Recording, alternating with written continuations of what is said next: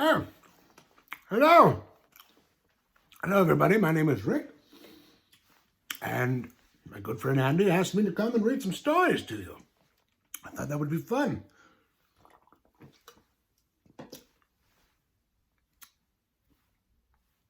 Wait for it.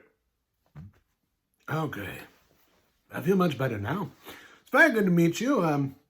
Yes, I do live in a closet, but we are fed well, and he lets us come out usually every 3 or 4 days, and we use the bathroom and then go back in. It's a short break from the closet, but we do love to come out and read books whenever we get a chance. So I thought I would read today a very special book. It's the first book I ever read, and I think you will enjoy it too. Pardon me, I just have to staple this paper. Okay, that's done. And I don't know if you've heard the book before, but it's called The Tawny Scrawny Lion. Please don't tell the people that wrote this book that I'm reading it to you. Let's keep it a little bit of a secret because it's a wonderful book, but I don't want them to come and sue me. So here we go. It's called Tawny Scrawny Lion. It's a wonderful book, and I love it.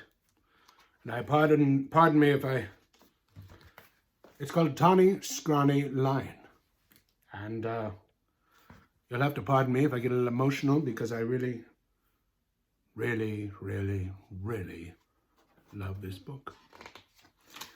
I'll just start, if that's okay with you. Sorry. Look, you'll have to wait until I'm done with the book. If you have to go potty, you'll have to take yourself to the party and go to the party by yourself. Okay? All right. Good talk. Tawny Scrawny Lion. Once there was a tawny, scrawny lion who never could get enough to eat. He chased monkeys on Monday, kangaroos on Tuesday, and zebras on Wednesday. He chased bears on Thursday, camels on Friday, and on Saturday he chased elephants. And since he caught everything he ran after, that lion should have been as fat as butter. But he wasn't at all. The more he ate, the scrawnier and hungrier he grew. The other animals didn't feel one bit safe. No, they stood at a distance and tried to talk things over with the tawny, scrawny lion. "But it's all your fault for running away," he grumbled. "If I didn't have to run for every single bite I get, I'd be as fat as butter and sleek as satin. And then I wouldn't have to eat so much, and you'd last longer." But just then, a fat little rabbit came hopping through the forest, picking berries. And all the big animals looked at him and grinned slyly. "Rabbit," they said, "oh, you lucky rabbit, we appoint you to talk things over with the lion." Well, they made that little rabbit feel very proud. "Well, what shall I talk about?" he asked eagerly. "Oh, any old thing," said the big animals.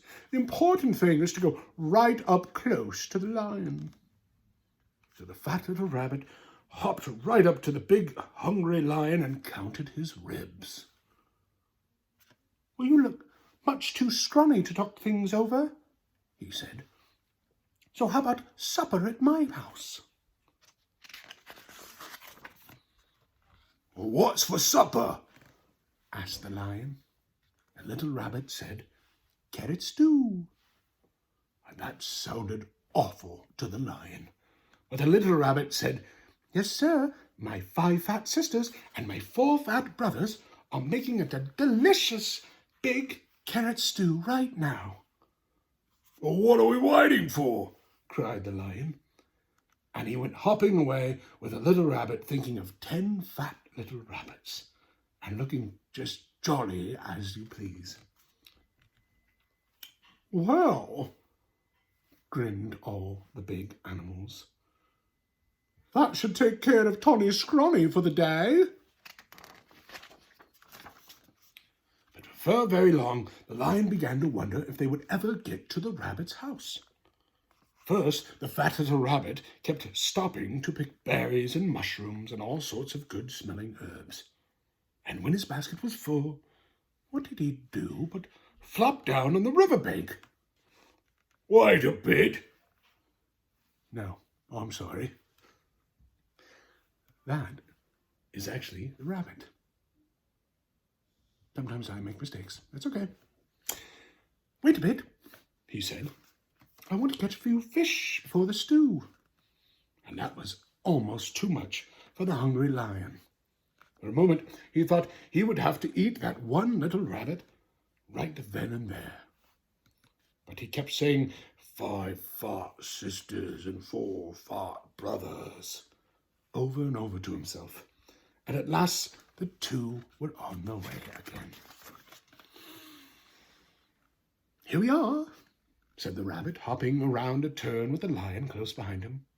Sure enough, there was the rabbit's house with a big pot of bubbling stew, carrot stew, bubbling over an open fire. And sure enough, there were 9 more fat, merry little rabbits hopping around it. And when they saw the fish, they popped them into the stew, along with the mushrooms and the herbs. And the stew began to smell very good indeed. And when they saw the tawny, scrawny lion, they gave him a big bowl of hot stew. And they hopped around so busily that, really, it would have been quite a job for that tired, hungry lion to catch even one of them. Indeed. So he gobbled his stew, but the rabbits filled his bowl again. And when he had eaten all he could hold, they heaped his bowl with berries. I love berries. And when the berries were gone, the tawny, scrawny lion wasn't hungry anymore. No, he felt so good and fat and comfortable that he couldn't even move. I have felt that way before. One time I got just completely into some pizza, and there was some popcorn and a soda, and I just really went for it. And I'll get back to the story here. "Here's a fine thing," he said to himself. "All these fat little rabbits, and I haven't room inside for even one of them." And he looked at all those fine, fat little rabbits and wished he'd get hungry again. "Mind if I stay a while?" he asked. "We wouldn't even hear of you going," said the rabbits. Then they plumped themselves down in the lion's lap and began to sing songs.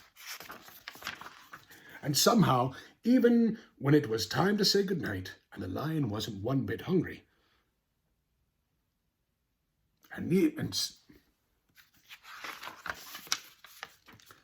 and somehow, even when it was time to say goodnight, the lion wasn't one bit hungry. Home he went through the soft moonlight, singing softly to himself, la la la la. He curled up in his bed, patted his sleek, fat tummy, and smiled. And when he woke up in the morning, it was Monday. "Time to chase monkeys!" "Oh," he said. But he wasn't one bit hungry for monkeys. What he wanted was some more of that tasty carrot stew. So off he went to visit the rabbits. And on Tuesday, he didn't want kangaroos. And on Wednesday, he didn't want zebras. He wasn't hungry for bears on Thursday, or camels on Friday, or elephants on Saturday.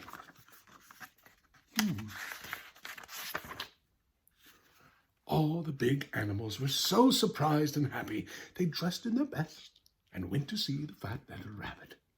"Rabbit," they said, "oh, you wonderful rabbit, what in the world did you talk to the tawny, scrawny, hungry, terrible lion about?" The fat little rabbit jumped up in the air and said, "Oh, my goodness, we had such a good time with that nice, jolly lion. I guess we forgot to talk about anything at all." And before the big animals could say one word, the tawny lion came skipping up the path He had a basket of berries for the fat rabbit sisters, and a string of fish for the fat rabbit brothers, and a big bunch of daisies for the fat rabbit himself. "I came for supper," he said, shaking paws all around. And then he sat in the soft grass, looking fat as butter, sleek as satin, and jolly as all get out, all ready for another good big supper of carrot stew. And that, my friends, is the Tawny Scrawny Lion. I love it. It's a great book. I hope you enjoyed it. I hope you're doing okay. And please keep the smiles up, because there's a lot of fun to be had. Always look for the fun, yeah? Always look for the smiles. Keep it up. And remember, everybody could always use a laugh. So if you've got one in your tummy, get it out and give it to somebody else, because it makes other people feel good.